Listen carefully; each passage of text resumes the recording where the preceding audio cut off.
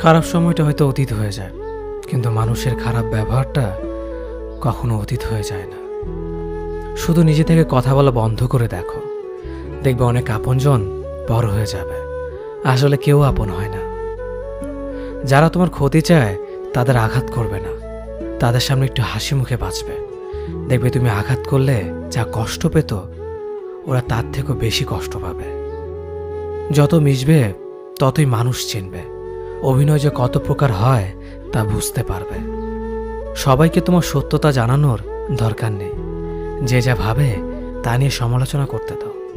বেঈমান মানুষগুলো কখনো অপরিচিত মানুষ হয় না, খুব কাছের মানুষগুলোই বেঈমান হয়।